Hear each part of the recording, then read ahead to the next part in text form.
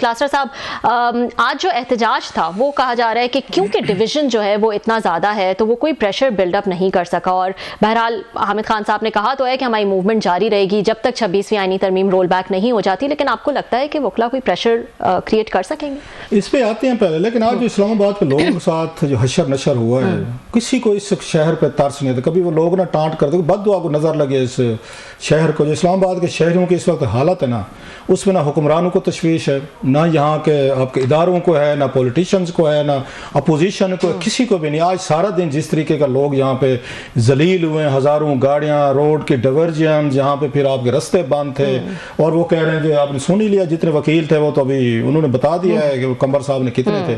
یہ کام دھرنے شروع ہوئے تھے 2012 سے. یہ اس رحمان ملک صاحب یہاں پہ یہ وزیر داخلہ تھے پیپلز پارٹی دور میں، اور اس شہر کو کنٹینر ہم نے پہلی دفعہ دیکھے تھے. میں 98 میں آیا تھا، پہلی دفعہ میں نے 2012 میں دیکھا کہ کیسے کارڈن کیا گیا، ہر جگہ سڑکیں بند، تو کنٹینر لگے، لگتا تھا کسی وار زون میں آپ رہ رہے ہیں.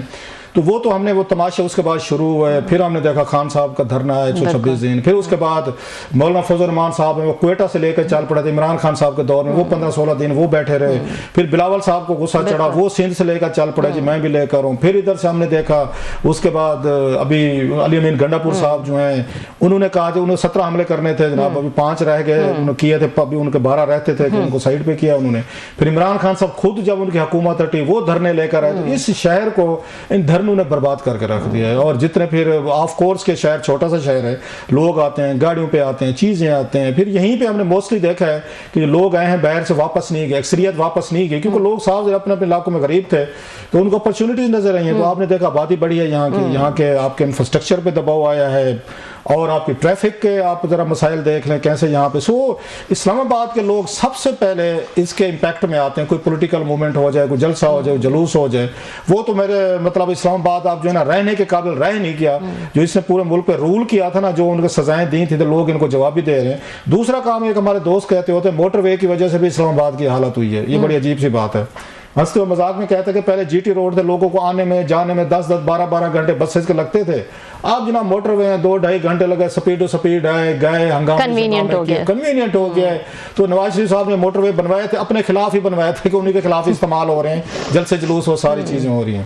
تو آج ہم نے اسلام آباد میں پھر بھگتا ہے پورا کا پورا جو میس تھا. ایک چیز. دوسری میں یہ سمجھتا ہوں، میں 2-3 چیزیں. ایک تو حامد خان صاحب ہیں، نو آفنسز ٹو ہم. حامد خان صاحب اس وقت یہ وکیلوں کو وہ موو نہیں کر سکیں گے. ان کا اپنا گروپ ہوگا ٹھیک ہے، کیونکہ موسٹلی اب آپ دیکھیں جو پریس ریلیزز آئی ہیں وہ ان کے خلاف آئی ہیں. ان کے ساتھ کسی نے سپورٹ نہیں کی. باقی چھوڑ دیں، قمر کہہ رہے تھے کہ اسلام آباد کے وکیل نہیں نکلے ان کے ساتھ. جہاں پہ آپ نے واقعہ کرنا ہے، اور بہت بڑی بار ہے اسلام آباد کی، اگر وہاں پہ نہیں. اچھا صرف اسلام آباد ہائی کورٹ نہیں ہے، پھر اسلام آباد کی چھوٹی جوڈیشری بھی اس میں چھوٹے عدالتوں کے وکیل میں. So it's quite a huge number.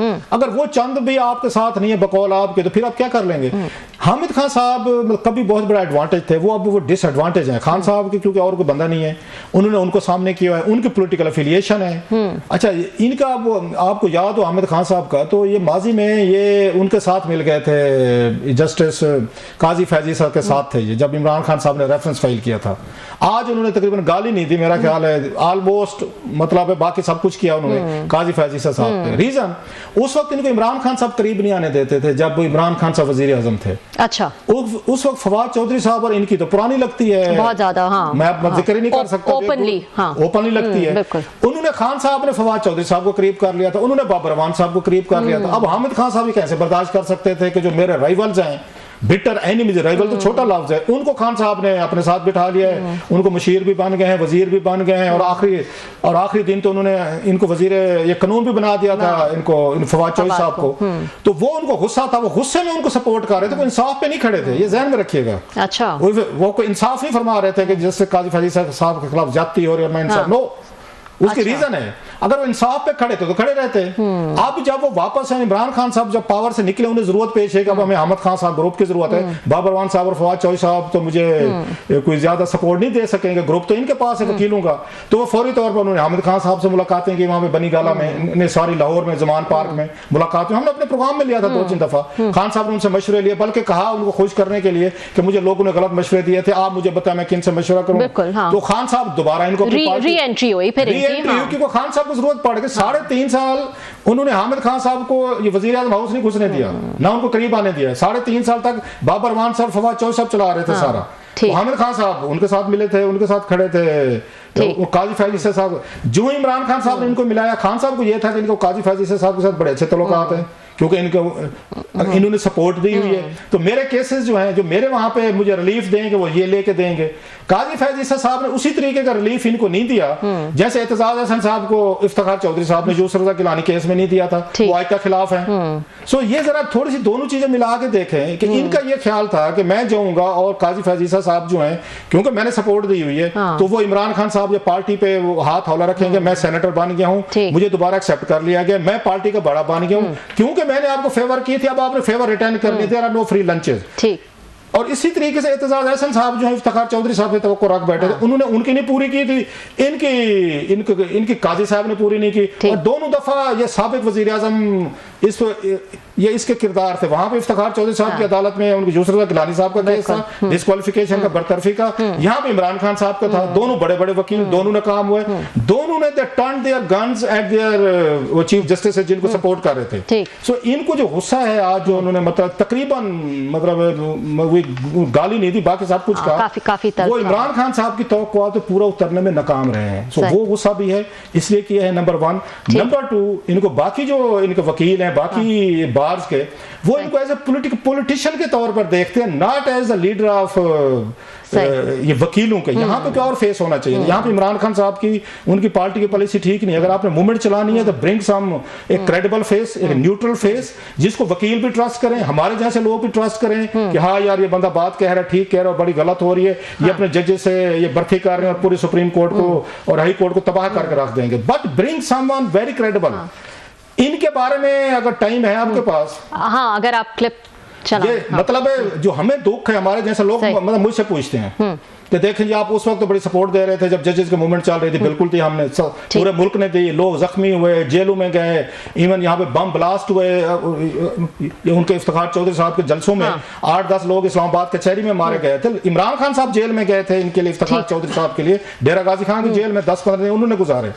और उसमें से निकला क्या, जब जजेस ने बहाल करवा लिया आपने कि रियासत होगी माँ जैसी, ये फरमाते थे एतजाज हसन साहब, मेरा ख्याल आपने ब्रेक लेनी है। एतजाज हसन साहब ने जो कच्चा चट्टा खोला था ना वकीलों का, अपने ही साथियों को, अपने कुलीग्स का, हमारे पास एक क्लिप है, वो हम ब्रेक के बाद चला सकते हैं, ब्रेक के बाद दिखाएं। उसके बाद मैं कौन से पूछना चाहता हूं कि इनके अभी दिखा देते हैं, हमारे प्रोड्यूसर साहब कह रहे हैं हम अभी दिखा सकते हैं। इस क्लिप को देख के दिल से इंसाफ करें कि क्या मोमिन को तो दूसरी दफा सुराग से धंसा जाना चाहिए। ये जरा क्लिप देखें, प्लीज क्लिप दिखा दें। कोशिशों से बहाल हुआ इफ्तिखार मोहम्मद चौधरी, वो मैं उससे बहुत डिसअपॉइंट हुआ, पर मैं उसके आगे केसेस, मेरे पास ब्रीफ केस भर के, सूट केस भर के क्लाइंट्स आने शुरू हो गए कि उसके सामने पेश हो जाओ, पेश हो जाओ। 24 मार्च को इफ्तिखार मोहम्मद चौधरी चीफ जस्टिस बहाल हुआ। 24 मार्च को मेरे पास कराची की पार्टियां आनी शुरू हो गई, कैश ब्लैंक चेक्स लेके कि हमारा केस उनके आगे लगा हुआ है, पीरजादा शरीफुद्दीन पीरजादा वकील है पर अब आपको करना है, हफीज पीरजादा वकील है पर अब आपको करना है, एहसन जफर साहब वकील है पर अब आपको करना है, खालिद अनवर वकील है पर आपको करना है। बड़े बड़े वकला को छोड़ के मैंने कहा भाई मैं उसके सामने पेश नहीं होऊंगा। मेरे दोस्त नाराज हो गए कि तुझे फीस देते हैं, बीच में हमारा हिस्सा भी बन जाएगा, तू लेता क्यों नहीं। मैंने कहा उसके सामने मैंने पेश नहीं होना, उसका मैं वकील रहा हूं, उसको मैंने बहाल कराया है, 2 मरतबा बहाल कराया है। अगर मैंने तजारत करनी होती सियासत की, और ये जो शख्स सियासत को तजारत बना ले, ऐसे शख्स की कोई इज्जत नहीं, वो मौका नहीं था मुझे तजारत करने का। अरबा रुपए में बना सकता था और कई कॉलीग्स ने बनाया। उसी के कुर्सी पे, इफ्तिखार मोहम्मद चौधरी के कुर्सी पे बैठने पे कई कॉलीग्स मेरे अरबपति हो गए। नाज़रीन, आपने ये क्लिप देखा है एतजाज हसन का, इस पर हम मजीद गुफ्तगू करेंगे क्लासरा साहब से, लेकिन एक छोटे से ब्रेक के बाद।